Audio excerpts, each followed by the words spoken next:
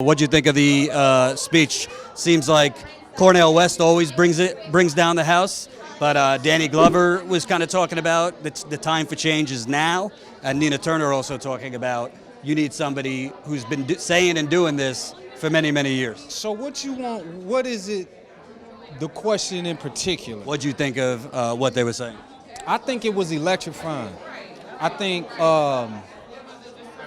they showed courage to speak on some of the topics that they were speaking on, and I really enjoy the way they address the African Americans without alienating other cultures, and how they structured their arguments based on the suffering that African Americans go through, and how that same suffering we go through, other cultures go through in this same country.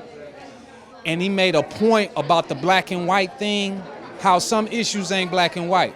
They're just human issues. Suffering is just a human issue. Pain, all of that, them human issues. So as being an African American, he pointed out some major issues that we have to get together dealing with our culture. And we have to, correct some things in our culture, politically, socially, and economically. At the same time, simultaneously, correcting the oppression of our government's culture that oppresses all people in this country, in America, especially black and brown and poor white people. So I think that was very dynamic. And, Bernie has talked a lot about the racial wealth gap, not just the wealth gap, but the racial wealth gap. Obviously, these three are supporting Bernie. What do you think in general? Because it seems to me, this is my second campaign, you hear a lot of talk that's, we have plans for the African-American community. A lot of people drop in before the primaries, and then they get to office, and it's like, ooh, we're going to focus elsewhere. He covered some of those issues as well. And I gotta say this historically, just to be correct, because he spoke on a lot of African Americans and the niggerism and the house niggerism, and how a lot of our leaders get into these social positions and they become house niggerized. They don't want to hold up to the true core issues that African Americans have to deal with on a day-to-day basis. So kind of like they become part of the elitist system that also is a global terrorist system. Is a global terrorist system. The thing about the African American is we've been dealing with it in our experience since we came here and before we left the continent of Africa. So socially, we know how to deal with that. Economically, we know how to deal with that. These are things that we've been raised up under, and I said raised because it was white people that was parenting us. So we was raised up under this, and this global system called white supremacy.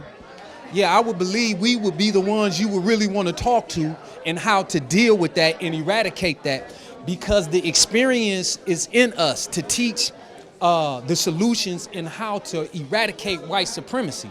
So you can see the cultural unity amongst people in this country, because it's a compelling story in this country about the social human systems that we create in order to survive in this country. And that's cross culture, that's cross races.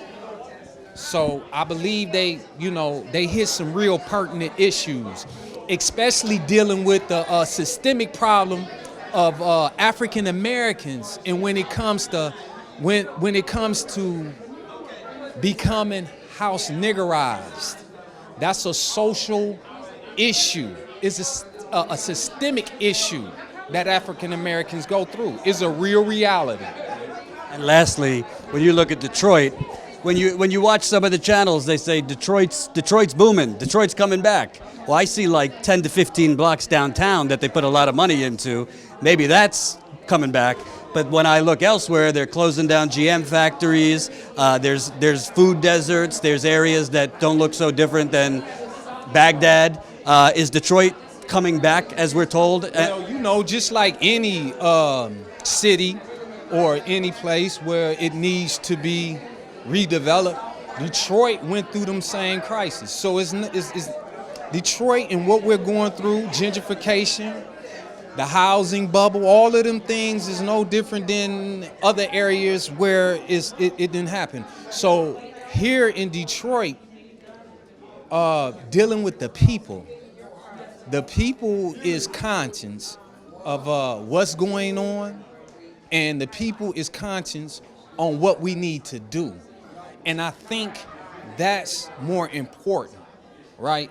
That the people are conscious on the problem and what needs to happen for this city. Because Detroit breeds diehard people. You know, we're very diehard about Detroit City. So the outstanding citizens that's been here for a long period of time, yeah, they're on the front line still fighting to keep this city. We don't want nobody to have this city, right? But we want to share the city, you know, like we always do. You know, we want to share, we want new people, you know, but we don't want the ones that's here to be shut out or to be ignored, you know, because we have our issues here. Well, lastly, obviously, therefore, they were here supporting Bernie Sanders. Do you have any? Bernie? Yeah. I like Bernie Sanders. I think Bernie Sanders have a lot of innovating ideals. I think Bernie Sanders, as a politician, shows more honesty and authenticity in his issues and his campaign promises. I hold that he has issues that's really concerning change. What he's running on speaks to real change.